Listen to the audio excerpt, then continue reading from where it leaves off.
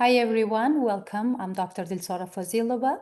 In our first part of the lecture, we talked about what is deviance and why do we study deviance in sociology. So our main takeaway from that lecture was deviance is a mirror of society. When we study what society condemns, we see what society values most, or we see what society believes most.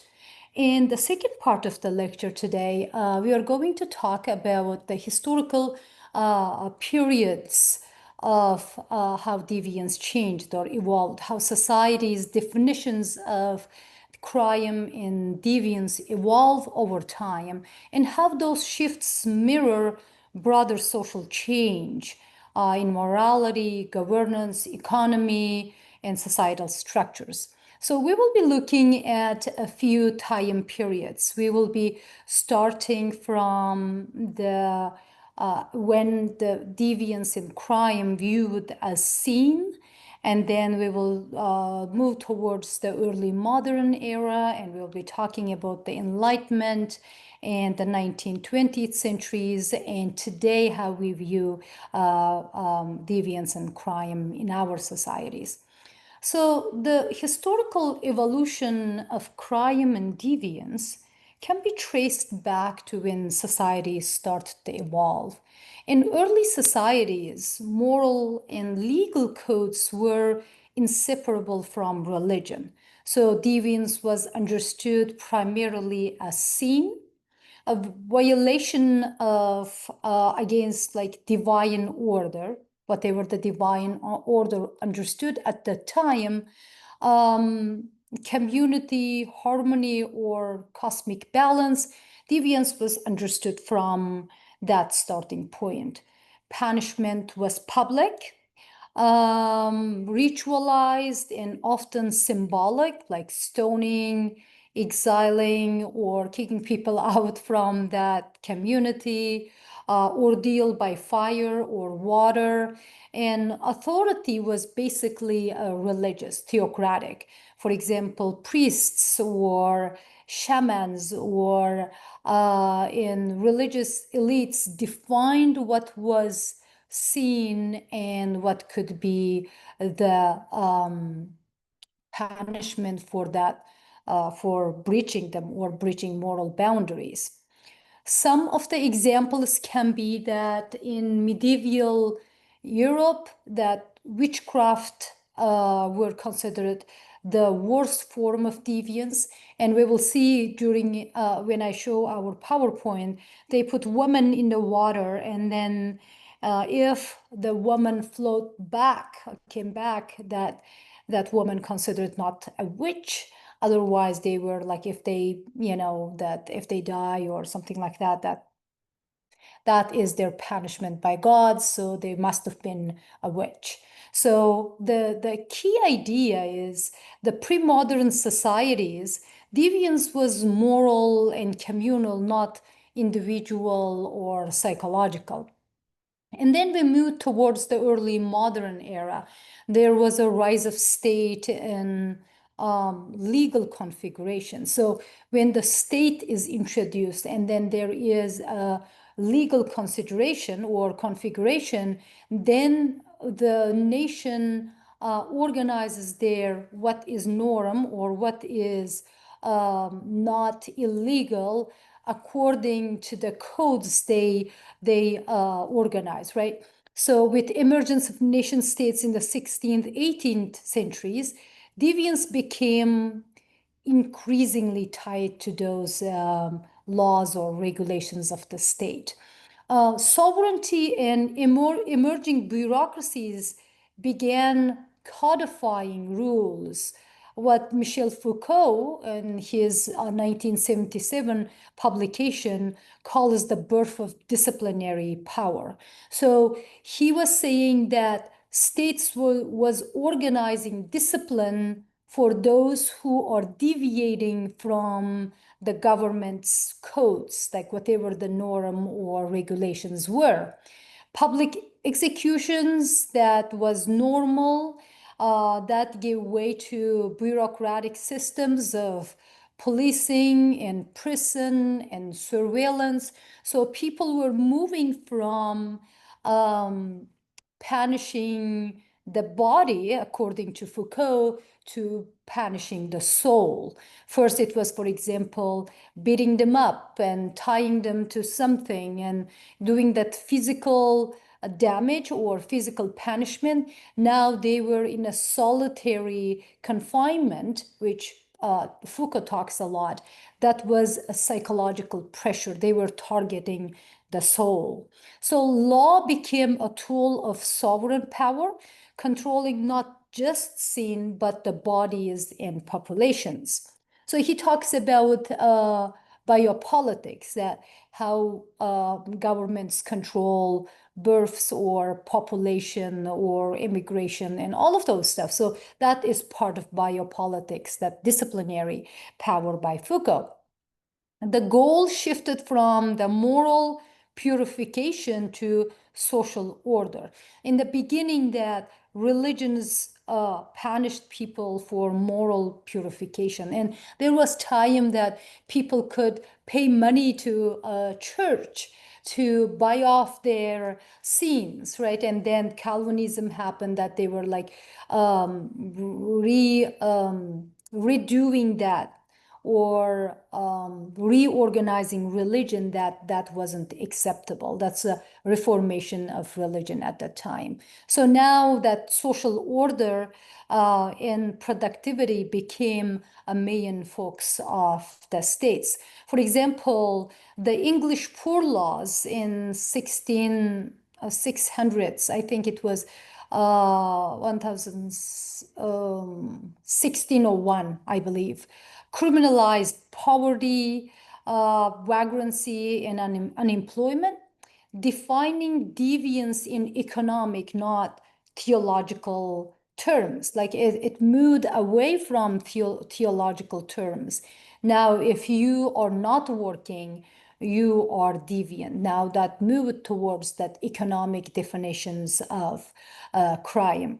And then in the Enlightenment era, it changed again. It was towards the rationalization of crime and punishment. Of course, every deviance and every law and every punishment was rationalized by the sovereign governments. In the 19th century, thinkers like Cesare and Jeremy Bentham began to secularize and rationalize the understanding of deviance. Crime became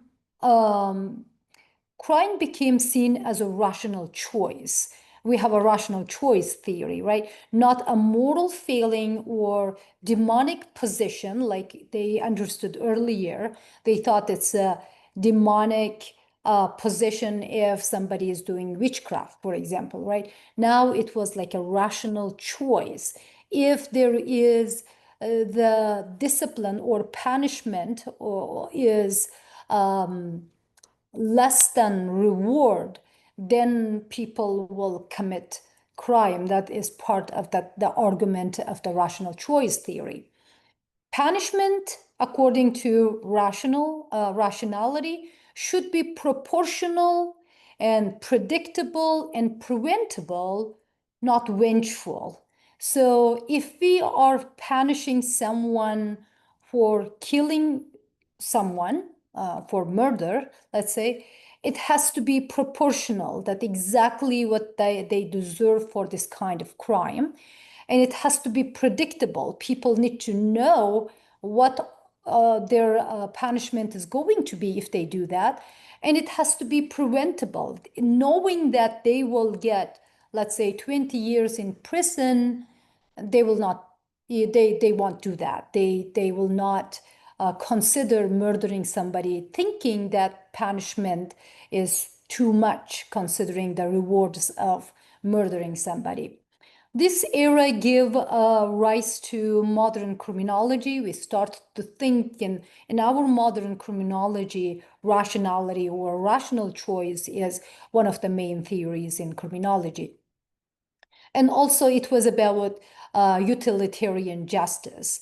And some of the impacts of that time or rational thinking, the birth of prison, police, and the modern legal system was came to be. So we organized, we built prisons, police, and modern legal systems around that rationalization.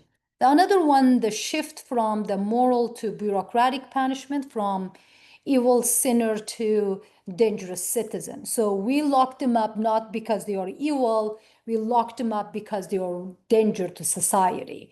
Or if we have that kind of punishment, perhaps the next person who considers to do the same thing will think twice. So we try to prevent the crime by setting certain punishments for that crime.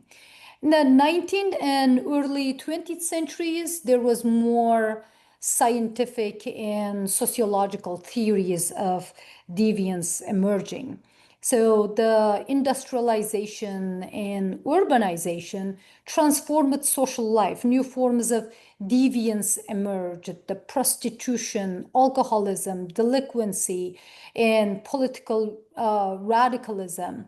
So because of the social changes at that time, in our first classes, we talked about people moving from the villages, rural areas to urban areas because the family as an economic unit was breaking down, that people could not work further in their family-based businesses. Like, for example, shoemaker's family was making like 10 or 15 shoe a week, and now manufacturing companies were making thousands of them.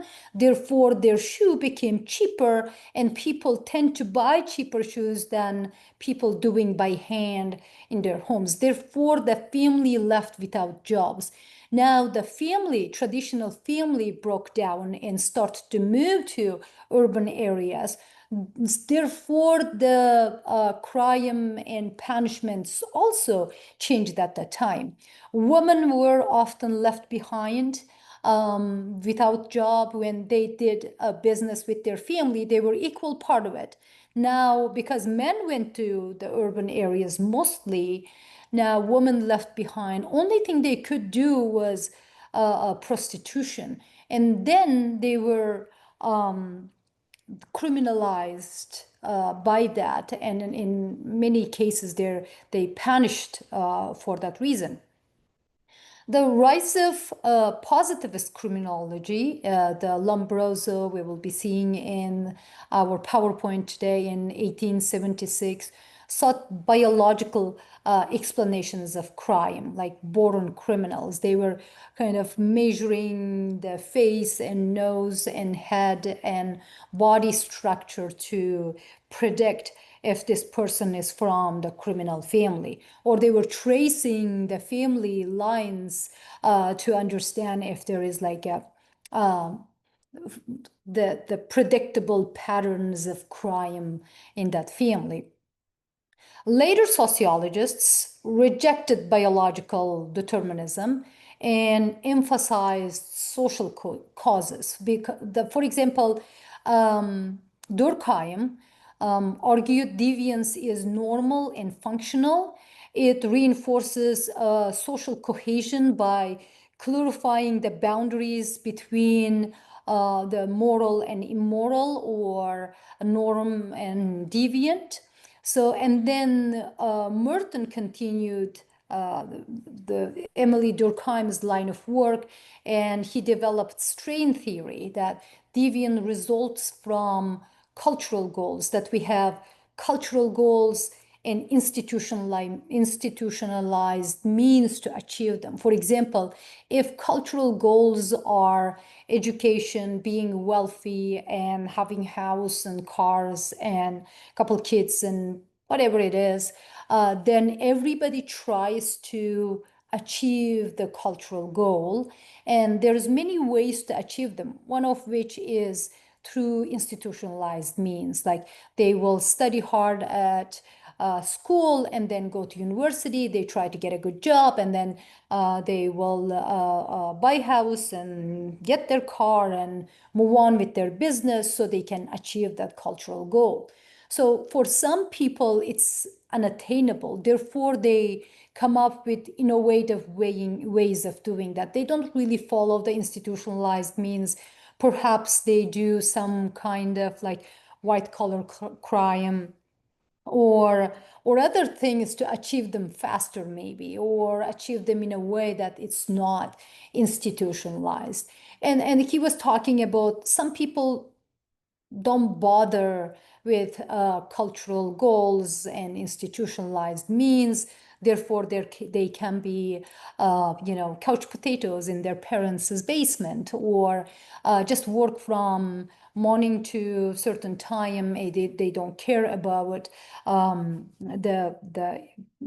cultural goals. So that kind of puts people in different boxes, and he puts people in 5 boxes, and therefore he was also criticized for that. They were like, people not always fit in these boxes, and when you put them in that boxes, they're just kind of assuming there's no other areas, right? But human behavior and human actions are very complex. Therefore, Merton's typology or strain theory can explain certain things in society. Certainly, I always use that in my criminology classes. However, it is limited. Deviance became sociological rather than purely moral or legal category. Crime and deviance were not seen as products of social organization and inequality, not inherent, or seen as products of organization and inequality, not inherent in moral corruption, or it is not genetically passed from one generation to another. There can be some intent, something, for example, tendency to do certain things, masculinity or aggressiveness or those kind of stuff can lead to crime or deviance. However, crime and deviance itself is not inherited. And then in the post-war era in 1950s and 1980s, it also give another twist to understanding deviance and crime in society. There was a labeling theory, understanding power and the construction of deviance. That there was like always, we were building on what we already know. So one of by the 20th century, actually, sociologists began questioning who defines deviance and why. The understanding of the circle of power, that in the circle of power, as Mills explains it, there is economic elite and political elite and military elite. Those are the ones who are wealthiest, most powerful, define norm and deviance. For them, as they define them, their interests comes first. Therefore, powerful people define laws or define deviance and norm. And so the Baker and Lamert, they come up with a labeling theory. And according to that labeling theory, deviance is not a quality of the act, but the result of social reaction. It is not what we do, but what society describes our act as, or how society reacts to it. That's from Baker 1963 publishing. So conflict in critical theorists like Karl Marx and feminist theorists and post-colonial theorists like Foucault, they were talking about or reframing deviance as reflection of power structures. For example, one of the books I really favor is by Foucault, and I think that is called what was that?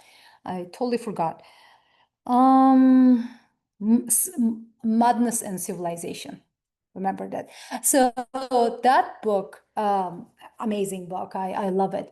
That book talks about the disciplinary power. It talks about psychiatry, and then how people become powerless in the institutionalized settings. For example, if they are mentally challenged now, state, because of that label, they cannot make decisions for themselves. They cannot vote in the political elections. They can't even decide what they can take as a medicine or what they they cannot take. So those are institutionalized powers make some people powerless. So the main arguments are that laws protect dominant groups, deviance is often resistance, a form of protest, counter narrative against these power structures. So Foucault showed how discipline and surveillance produce self-regulating subjects. People internalize control, schools and workplaces and prisons. He takes that Jeremy Bentham's panopticon. Panopticon is a tower built in the middle of prison to watch people, and then people cannot see if there is a guard in that tower, but person who's in the tower can see every person around them. So therefore, people always think that somebody might be watching them, so they act accordingly. So that is kind of like installing discipline in their minds. That is Foucault's disciplinary power and very great writing. So the civil rights and feminist and anti-colonial movements redefine deviance. Activists labeled as criminals or radicals because they go against governmental governmental structures or the state authority and moral hierarchies. In the late modern and digital era, in our era, risk, surveillance, and moral panic became some of the conversations in consideration of deviance and crime. In the 21st century, deviance has become more diffuse, individualized, and mediated. So we have different sorts of explanations of deviance. And surveillance capitalism is one of the books I also teach in my classes, written by Shoshana Zuboff, that was published first time in the 2019. And that surveillance capitalism talks about the digital data allowed states and corporations to monitor the behavior of people continuously. And that data is used by these corporations to control people. And she talks about how data is gathered through Facebook and YouTube and all these social media websites or iPhones and computers and all of those, and then where this data is used. And then she is talking about that data that we voluntarily give away to these corporations, actually the money-making point for them in our society, which wasn't the case before. Another very interesting book. So now deviance includes not only legal crimes, but algorithmic or flagged behaviors, from online radicalization to misinformation. And there is theory by Cohen, that was, I think, 1972, that is called moral panic. Moral panic is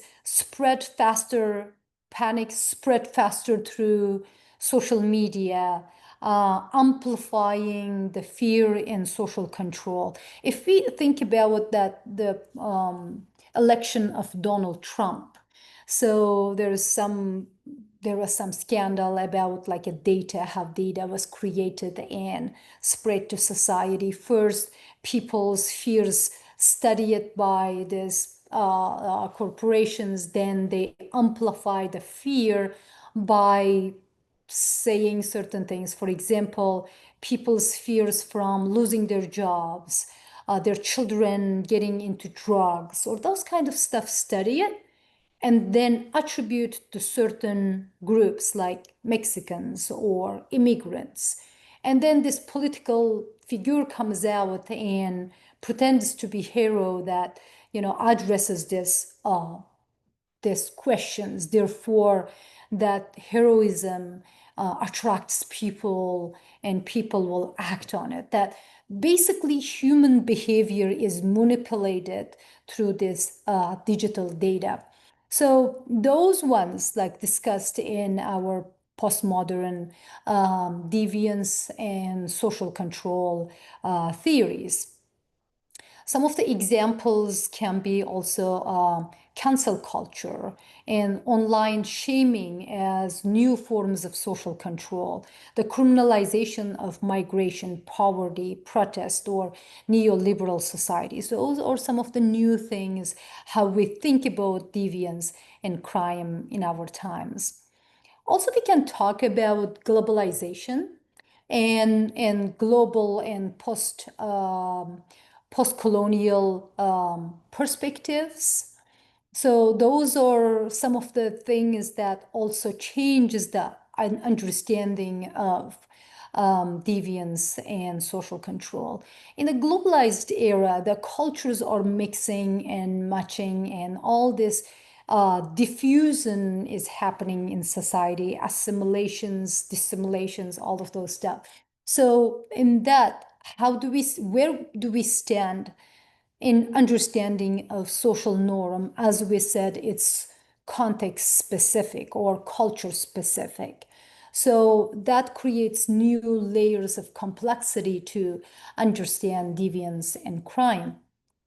So modern definitions of crime and deviance are still shaped by colonial legacies. Colonial authorities imposed European legal systems or legal codes that criminalize indigenous practices and religious expressions.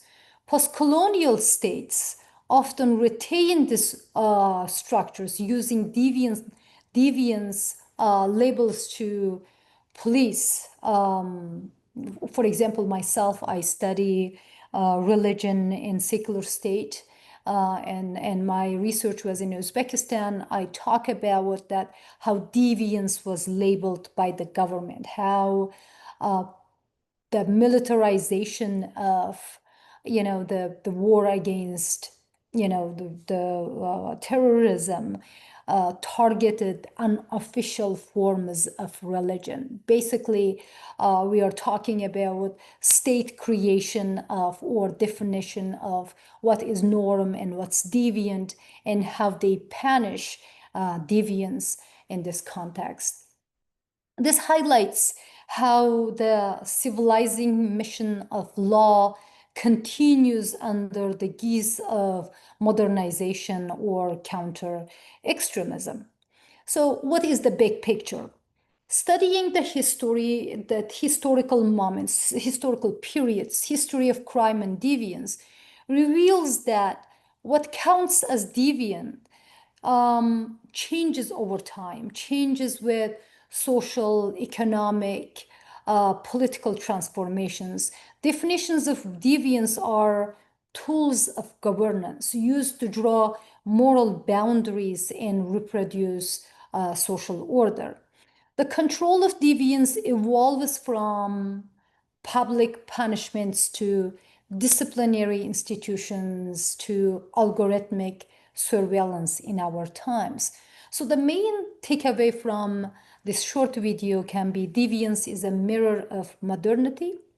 As society evolves, so do its fears and its rules and its mechanisms of control change or mirror society.